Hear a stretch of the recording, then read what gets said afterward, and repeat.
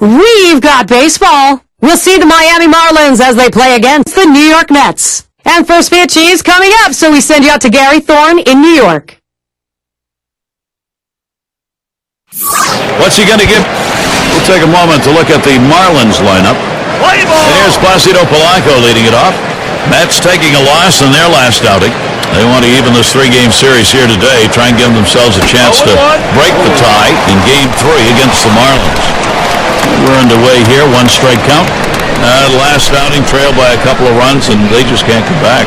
Yeah, good pitching for the opponent, and that's just one of these games you have to look ahead and say, you know what, it's over. The pitch. That one fouled off by Polanco. Ball!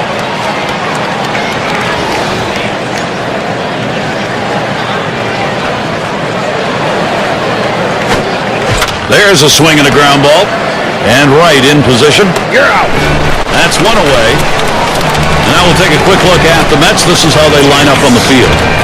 And how do you like who's out there, John? David Wright has that wow factor at third base. He can make the play going back over his head in foul territory. He's also great at making that barehanded play. And he's very, very adept at bad hops at third base. First pitch was a strike, 0-1 now. Last year, nobody really knew what to think about the Mets. They were just a team that didn't have a clear plan, kind of a mishmash of players trying to figure out some identity. They competed early, but faded late.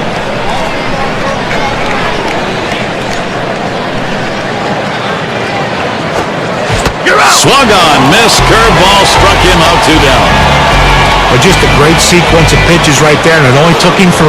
Boy, that's about as fine a job on the mound as you can get. And in the batter's box, it's Stanton. With the Mets, however, they did have some silver linings to last season. They did get a chance to see some of their top prospects, extended looks, in fact, John. Well, hopefully they can continue that this season. Anytime you have a lot of young players, it takes a while to figure out what you exactly have. But I think the Mets have figured out this is what we have, this is what we need. Can they go out, though, and spend money on a big free agent to help solidify that offense? And Giancarlo Stanton swings right through that one. Strike 3. Goes quickly for Jonathan Neese. 1, 2, 3. He's got 2 strikeouts already. And we've got Ricky Nolasco out on the mound. He'll be starting this one for Miami. Steve, as he faces swing and a line to left. And Kearns makes the catch. That's one away. Got a chance now to see that lineup for the Mets. John, who do we keep an eye on? Well, a guy that can get lost in the shuffle is Ike Davis, but the guy can hit for power, he can drive in runs, needs to get that batting average up, though, and when he does, he's going to be more dangerous. Now it's 2 away. And we've got a brief moment now to see how Miami will shape up defensively. John, anyone in particular that we want to keep an eye on? Well, he looks like a linebacker, does Giancarlo Stanton, but he roams the outfield like one of those little swift center fielders that cover a lot of ground. And when you think you can run on him, you better think again. There's a cannon coming out of that arm. Oh! And it's fouled off.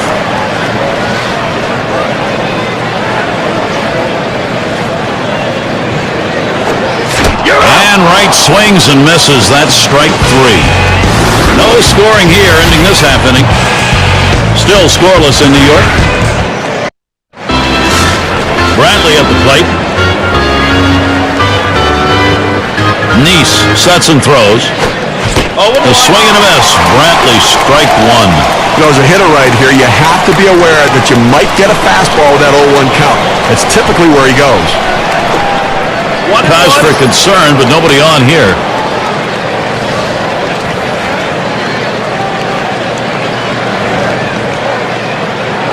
The 1-1.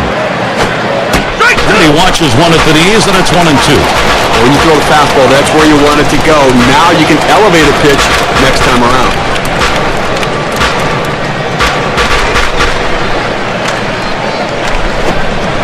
That one's too low. Neese missing.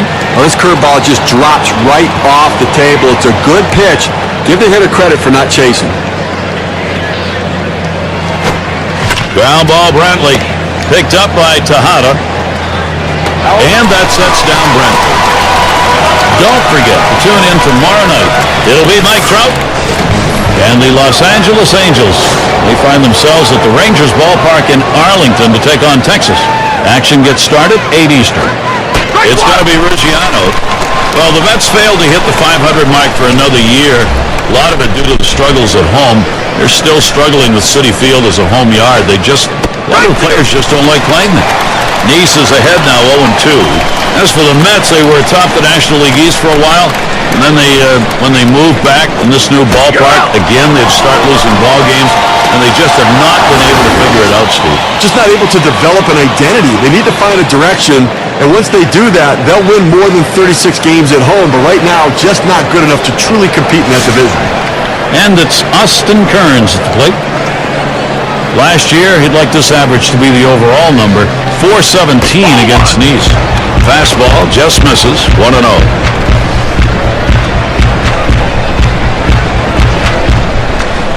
The 1-0 now. He swings and nails a liner. And that's the third out. Tejada grabs it. Folks here enjoying an afternoon of baseball. Nice day so far, just a few clouds. And Ike Davis to lead it off. And for home runs, right there near the top last season in the NL. 0-1 the count.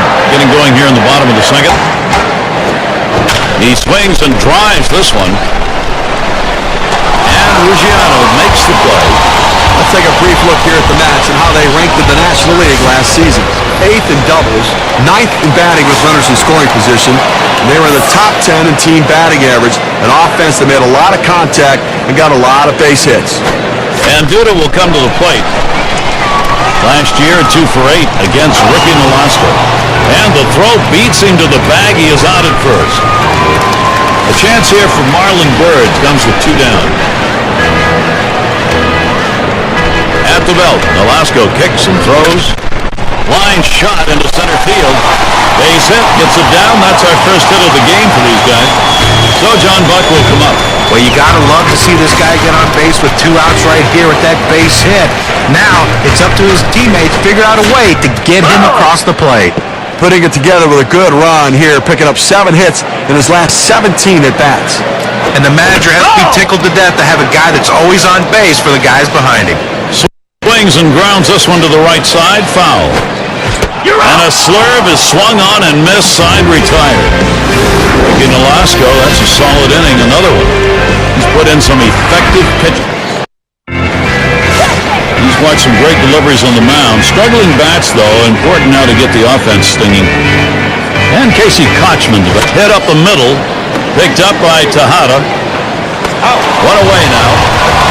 All right, guys, we've got a moment right now. Let's take a look back to the last year's Miami Marlins stats.